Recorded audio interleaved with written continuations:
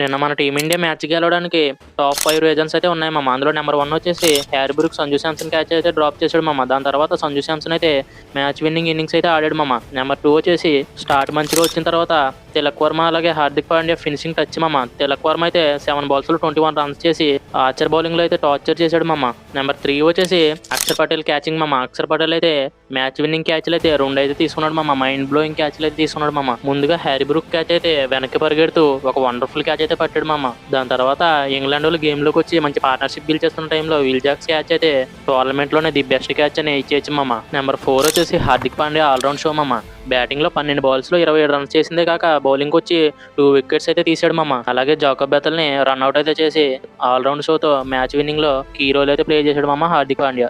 Number 5 వచ్చేసి మన boom Bumrah master class bowling మామ. లాస్ట్ 2 overs లో జస్ప్రీత్ బుమ్రా కానీ అలా బౌలింగ్ చేయకపోతే మ్యాచ్ అయితే కన్ఫర్మ్ గా లూజ్ అయ్యేవాళ్ళు మామ. మరి మీకు ఇందులో ఏది ఫేవరెట్ మూమెంట్ అనేది కామెంట్ సెక్షన్ లో కామెంట్ చేసి చెప్పండి మామ.